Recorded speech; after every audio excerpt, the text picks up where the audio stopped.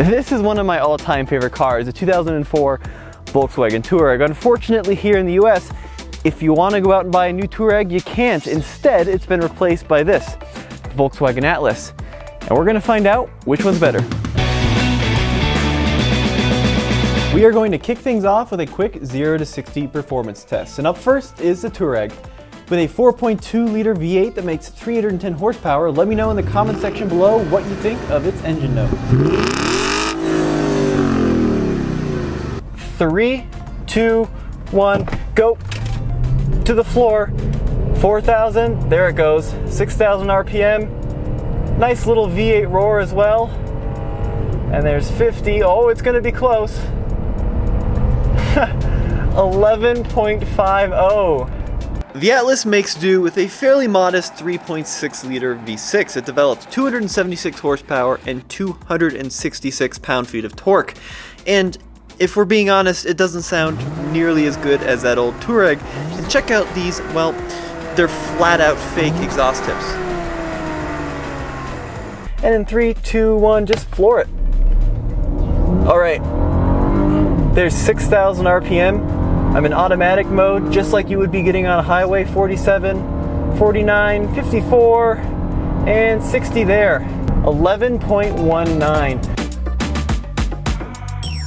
You're probably wondering at this point why the Volkswagen Touareg with over 300 horsepower lost to the V6 Atlas. And that's because even though the Atlas is a lot bigger, it weighs 4,502 pounds, whereas the old Volkswagen Touareg 5,101 pounds. It also is because the new car has an 8-speed automatic, the old one, just 6.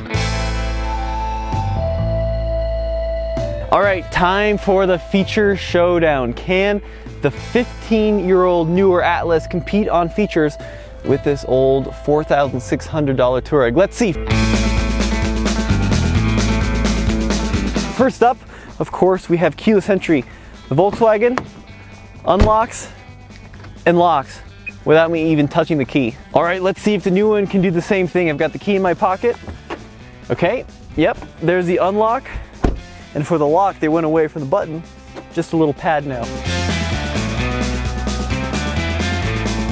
All right, next up, how do you start the engine? Well, in the old one, you still have to use a key. In this case, it's actually a flip-up key. And there's a hole in the dash.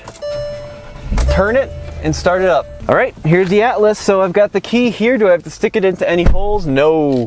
It's push button start here, right in the center.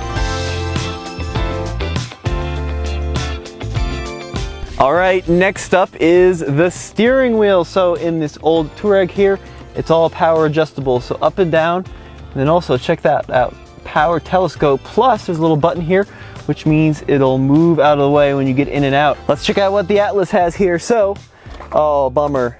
It does move up and down and it does telescope in and out, but it's not power and it won't move out of the way for you like the old one will. All right, let's check out these seat controls. So on the Touareg, we've got forward, backward, we've got up in the front, up in the back, of course, recline. Then we even have our lumbar controls here for up, down, forward, and backward. And these buttons will even adjust the seat belt's height up and down. This is gonna be a hard one to beat. All right, let's check out the Atlas here. So we have up and down on the front, up and down on the whole seat. Of course, power recline here, lumbar, but no lumbar up and down, only lumbar forward and backwards. Looks like 3-position memory seats here on the driver's side, but for the seatbelts, well, you're gonna have to reach in and do it manually. But here's where things get especially interesting, because this Touareg has almost no cost cutting in it whatsoever. So on the passenger side seat here, we have the exact same controls, including 3-position memory. What about in the Atlas? See, this is what I was worried about. In this Atlas here, on the passenger side, we have the forward, the back, the up and down, and the recline, but there's not even lumbar controls over here, let alone 3-position memory. So a big win for the Touareg.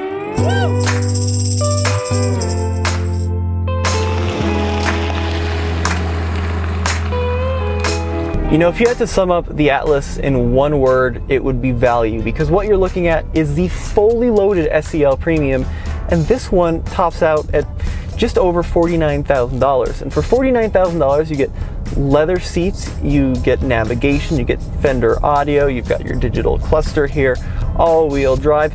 You get a lot of technology and a lot of features bundled into a large 3-row crossover. Let's talk about some of the storage cubbies here in the center armrest. So it opens up and reveals a pretty medium-sized cubby, I'd say. I've got some gloves, some tools, maybe some wires in here. That's all good for that kind of smaller stuff. And then I even have a tiny cubby up here, which you can put keys and gum in.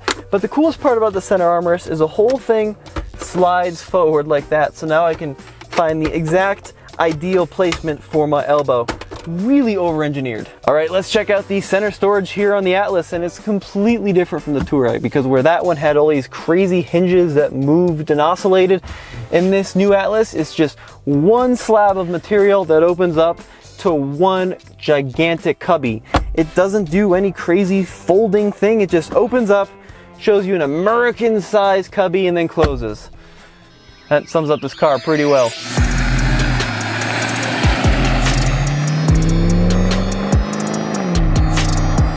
If I had to sum up the Volkswagen Touareg in a word, it would be expensive, or maybe 2 words, opulent. And that's because every material in this car that could be lined in either leather or walnut is lined in leather or walnut. There was pretty much no expense spared on anything in this. And this really confused a lot of US consumers, because you walked into a Volkswagen dealer to buy the very first ever Volkswagen SUV, and in this case it costs $53,000 back in 2004. And people thought, well, why wouldn't I just go get an Audi or the Porsche version of this? And that's a good question. But this car had every feature that was pretty much known to anyone in 2004. Air suspension, big old V8, even a V10 diesel was an option. You had heated seats, heated steering wheel, power everything. I mean, this was loaded to the gills for comfort and luxury.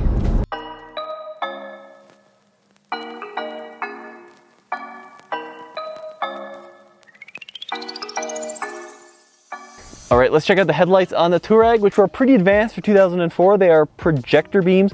They're self-leveling too, which was wow, 15 years ago. And they're pretty bright. What's funny is these inside ones, all they do is flash to patch. These outside ones are the low beam and the high beam. So that sounds kind of confusing, but here on this stock with my headlights on, these are low beams. Then I push it forward for high beams.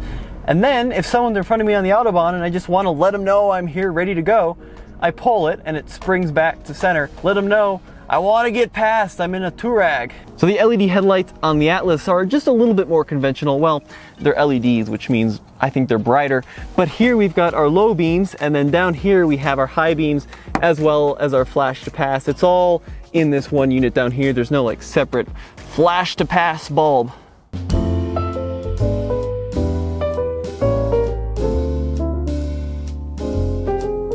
Now, in previous videos with this first gen Touareg, I've expressed how over-engineered it is, and the classic example is how you fold the rear seat, which is a little bit of a nightmare, but really is kind of impressive. So to fold the rear seat, first off, you have to move the seat cushion out of the way here on the bottom. So you pull this little strap, which of course is leather lined, and then the seat cushion comes out first.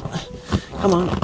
Oh, wow. I can do this, I just did it. Comes out and then folds up, so it's not just a regular hinge, it's this crazy like dual axis hinge. And then you have to fold the seat back forward, but not all the way forward, because the headrest has to come out like so.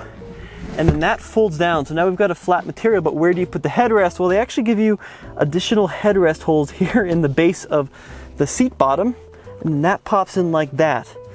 So it takes about 30 steps to do something that should probably take 1. Come on, this is the hardest part. Please! How did they do this at the launch of this car to make it look elegant? Yeah, you've got the 2 hands, and then you gotta go up, and then like that. Okay, let's see how they do it on the new Atlas. 1 lever. Wow, what a concept. And look how flat it gets. It's completely flat, but the Atlas actually has one more trick up its sleeve, because this vehicle is technically a 3-row vehicle. So if I do this and the whole seat goes like that, I can simply fold up my 3rd row. Tons of room back here. Even if I fold this, I've got room back here. It's pretty good, actually. It's really not bad at all. Now initially when I came up with this idea for a video, I was super stoked because I was gonna take both of these vehicles off-road, but immediately there was a problem because take a look at this. This Atlas, if you look down here, has just 8 inches of ground clearance and it's all plastic down here. So this precious radiator system, this would get punctured and destroyed easily. Now the Touareg is a whole nother story. Now of course the Touareg actually also has plastic down here as well.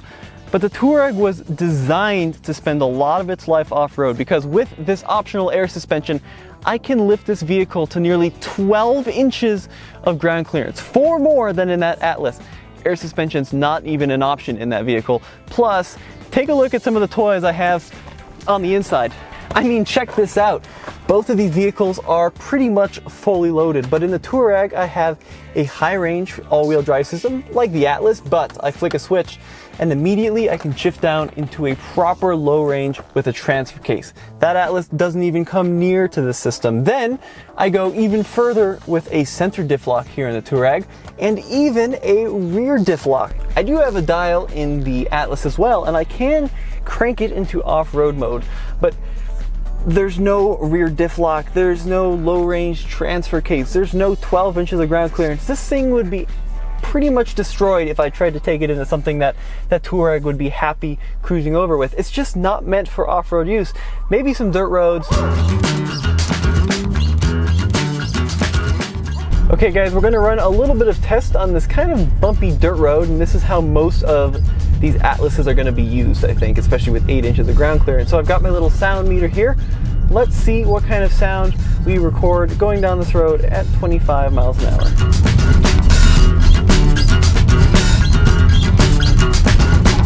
67 decibels, which I think is pretty respectable. And on the dirt road, the ride is pretty good as well. I've dialed it into the off-road setting here on my little terrain response, which I don't believe changes the suspension at all. It's not adaptive or variable, but it will change the throttle response and some of the traction control mapping.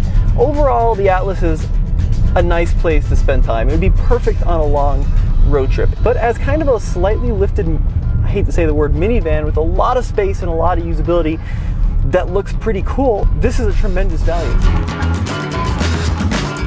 Same stretch of road, 25 miles an hour. Let's see what the noise is. Roughly the same, and I will say that we do have off-road tires, which are slightly bigger on this vehicle, so that may impact things a little bit, but it's much happier out on the dirt than that Atlas is. It's much more composed, much more compliant, and when it gets really rough, I just lock the diffs.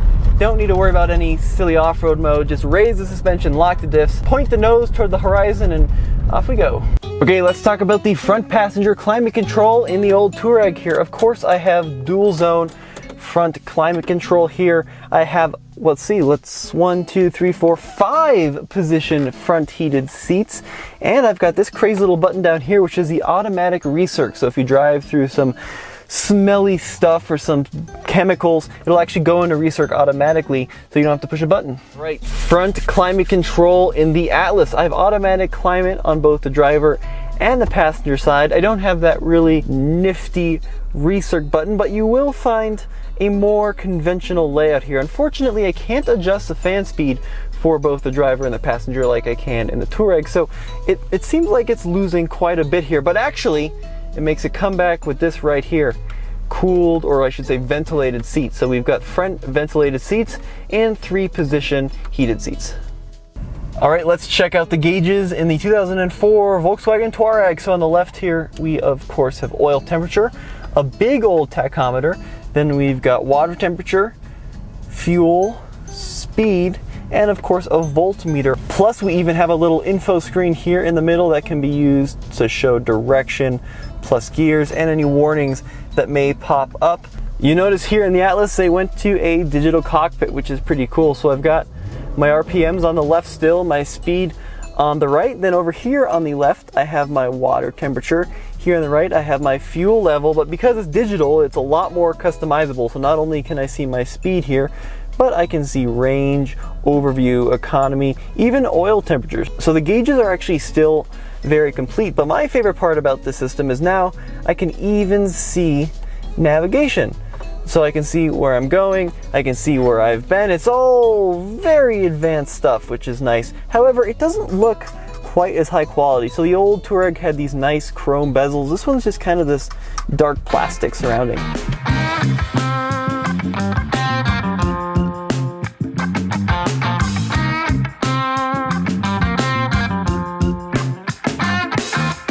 All right, let's check out the trunk on the Touareg. So there's a little electric button and it folds open like that. And it's a pretty good sized trunk. What you'll notice is everything is metal. So this little kick plate down here is metal.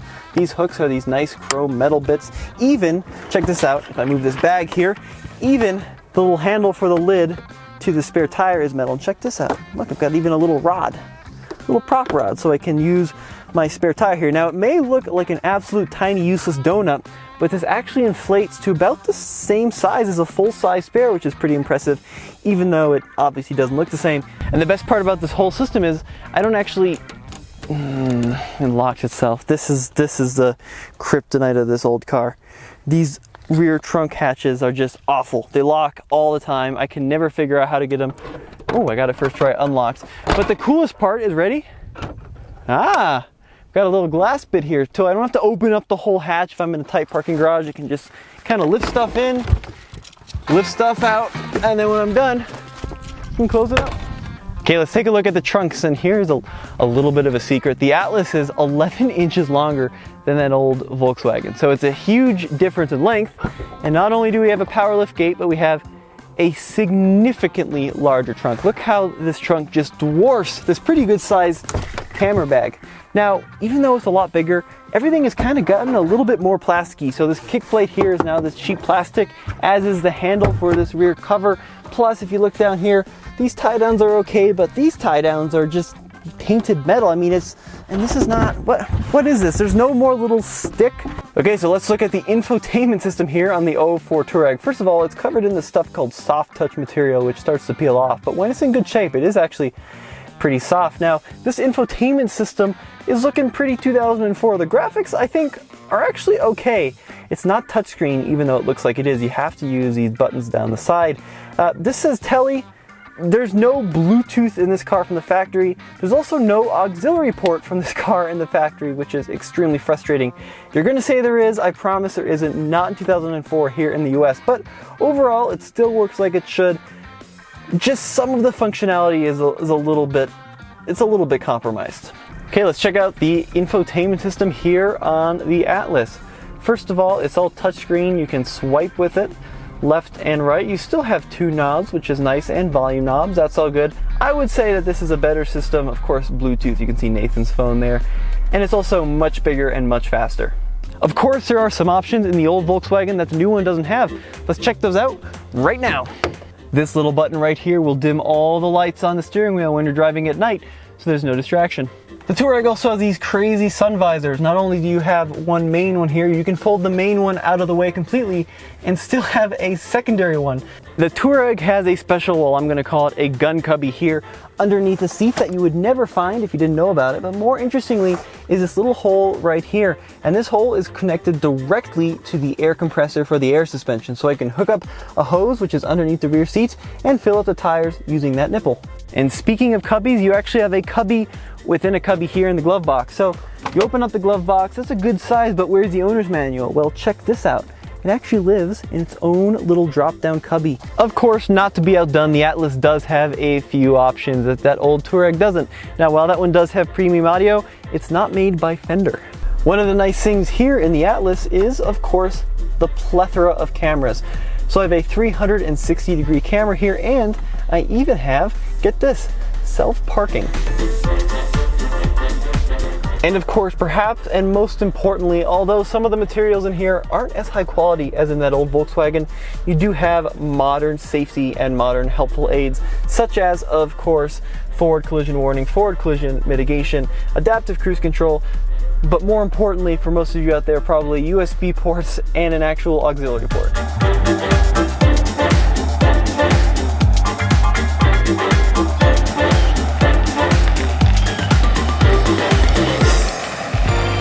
Let's talk about towing capacity for just a quick second here. The Atlas is rated to tow 5,000 pounds when properly equipped, which this one is. Now that's actually a lot less than the Touareg, which is rated to tow over 7,700 pounds. Granted, towing standards may have changed since then, but still, that's a lot more weight that the Touareg can tow. Let's finish this up with price, because this is where these two vehicles differ considerably. While that Atlas may be just about fully loaded, it really is in a different ballgame than that old Touareg, because the Touareg was meant to be the ultimate in Volkswagen luxury. And if you look at the Monroney, even in 2004, nearly fully loaded, $53,805, or about 60 grand today, whereas the Atlas, well, that one comes in at just $49,390. So the Touareg is more expensive before inflation, and you can really feel that in some of the quality of the materials, and of course the on-road dynamics and the off-road capability. They're just two different breeds of vehicle now. As always, this is Tommy with the Fastlane Car. Go back to tflcar.com for more news, views, and real-world reviews.